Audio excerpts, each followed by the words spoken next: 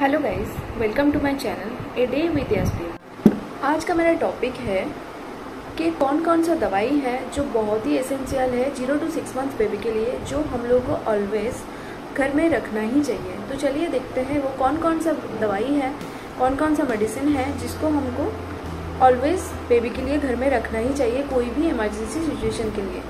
तो चलिए देखते हैं वो कौन कौन सा दवाई है। तो चलिए देखते हैं must have medicine for 0 to 6 months baby. First है विटानोवा D3। ये है विटानोवा D3। तो ये है विटानोवा D3 दवाई है। ये विटामिन डी का दवाई है जो हर बच्चे को 0 to 1 ईयर तक डेली यूज़ करना है, डेली उसको देना है। ये बच्चों के लिए बहुत ही इंपॉर्टेंट दवाई है। ये मुझे नर्सिंग होम से ही डॉक्टर ने रेफ़र किया है कि 1 साल तक मुझे अपने बेबी को देना है। तो ये नया फाइल है, ये ऐसे 15 ml बॉटल में आता है और उसके साथ ये ड्रॉपर आता है। तो जिस ड्रॉपर से हम उसको पिला सकते हैं। ये 0 to 5 ml पिलाते हैं। कोई भी दवाई है आप ब्लाइंडली बच्चों को मत दीजिए, डॉक्टर से बात करके ही दीजिए। ये मेरे डॉक्टर ने दिया था और हर बच्चों को 1 साल तक विटामिन डी का दवाई दिया ही जाता है। फिर भी आप लोग डॉक्टर से ज़रूर चेकअप कर लीजिएगा। ये दवाई नया है, मैं ऑलरेडी एक यूज़ कर रही हूँ, वो ऑलमोस्ट ख़त्म होने वाला है। तो ऑलरेडी मैं एक मंगा के रख दी हूँ क्योंकि मुझे एक दिन भी दवाई मिस नहीं करना है। तो ये विटामिन डी का दवाई है जो कि हर दिन मैं अपने बेबी को देती हूँ। सेकंड है कॉलिकेट। ये है कॉलिकेट मेडिसिन। ये है कॉलिकेट। कॉलिकेट दवाई हर मम्मी का बेस्ट फ्रेंड होता है क्योंकि कभी भी बच्चों को पेन हो सकता है, स्टोमक पेन हो सकता है और स्टोमक पेन के लिए बच्चों के लिए ये एकदम बेस्ट दवाई है।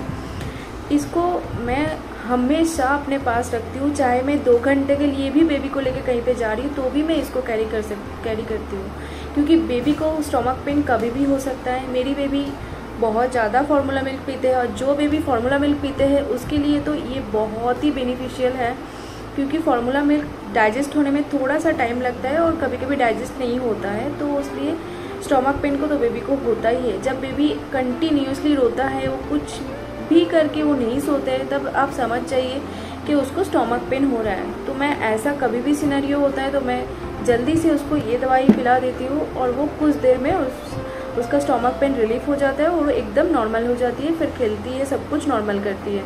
तो ये दवाई मैं ऑलवेज अपने पास रखती हूँ और ये आई थिंक हर कोई इसको बेबी को दे सकता है स्टोमक पेन के लिए, इसके लिए कोई प्रॉब्लम नहीं है। थर्ड है नसो क्लियर। तो ये है नसो क्लियर सलाइन नसल स्प्रे। नेक्स्ट है नसो क्लियर। नसो क्लियर तो हर मॉम प्रेफर करते हैं अपने बच्चों के लिए क्योंकि बच्चों को जब सर्दी हो जाता है, बच्चों को थोड़ा सा ही में सर्दी हो जाता है तो उसका नाक बंद हो जाता है। तो नाक बंद हो जाने से ये हम लोग बहुत ज़्यादा यूज़ करते हैं। मेरी बेबी 3 महीने का है तो उसको बहुत ज़्यादा सर्दी तो अभी तक नहीं हुआ, बट रिसेंटली उसको सर्दी हुआ है। तो 3 महीने में मुझे एक ही बार इसको यूज़ करने को मौका मिला है, मतलब यूज़ करना पड़ा है। तो मैं उसको ये जब भी उसका नाक बंद हो जाता था मैं समझ जाती थी, उससे पहले ही उसको ये ड्रॉप लगा देती थी। कोई मम्मी तो ऐसा भी होता है कि थोड़ा सा सर्दी होने से भी यूज़ करता है। इसको कोई साइड इफ़ेक्ट नहीं है, ये जस्ट एक सैलाइन स्प्रे है, नॉर्मल सैलाइन स्प्रे है। तो इसको आराम से विदाउट एनी डाउट यूज़ कर सकते हैं। थोड़ा सा सर्दी में या कभी लगे कि बच्चों को नाक में थोड़ा दिक्कत हो रहा है, सांस लेने में कुछ भी हो, ये आराम से यूज़ कर सकते हैं। इसका कोई साइड इफ़ेक्ट नहीं है, तो ये आराम से यूज़ कर सकते हैं। फोर्थ है पैरासीटामोल। कैल्पॉल ड्रॉप्स है। नेक्स्ट ये है पैरासीटामोल ड्रॉप्स। ये कैल्पॉल ड्रॉप्स है, पैरासीटामोल कैल्पॉल ड्रॉप्स है। मेरी बेबी को बुखार तो ऐसे नहीं आया क्योंकि मेरी बेबी को सर्दी बुखार बहुत ही कम होता है तो वैसे दिक्कत नहीं होता है, बट हर बच्चे को ये तो प्रॉब्लम होता ही है कि वैक्सीन के बाद उसको फीवर आता है। मेरी बेबी का 2 वैक्सीन हो चुका है और दोनों बार उसको फीवर आया है। तो मैं ये ऑलवेज़ रखती हूँ क्योंकि मुझे पता ही है वैक्सीन के बाद उसको ये मेडिसिन बहुत ही ज़रूरी है।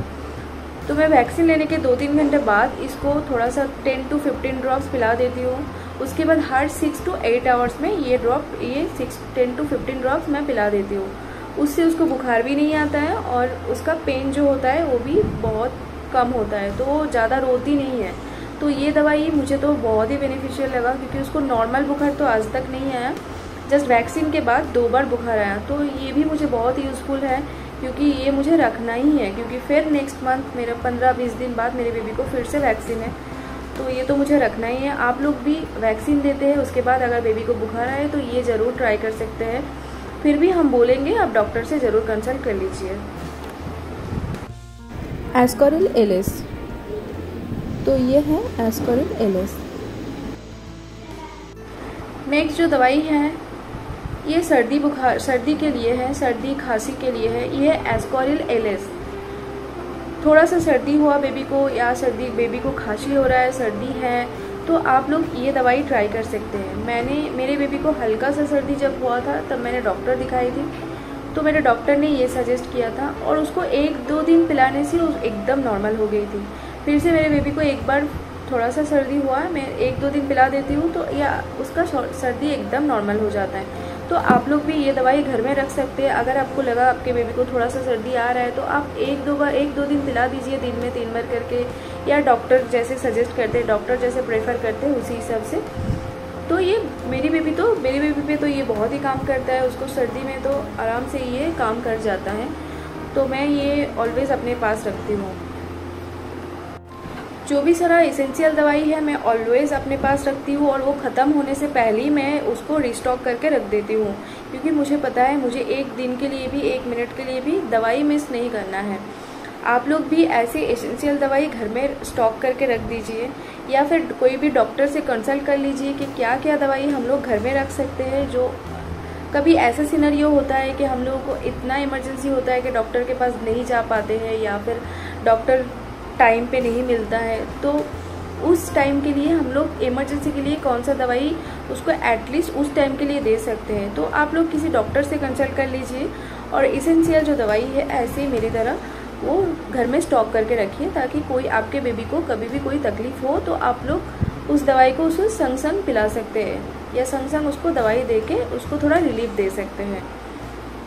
तो अगर आपको आज का वीडियो अच्छा लगा और ऐसे इन्फॉर्मेशन वीडियो पाने के लिए मेरे चैनल को सब्सक्राइब कीजिए, मेरे वीडियो को लाइक एंड शेयर ज़रूर कीजिए।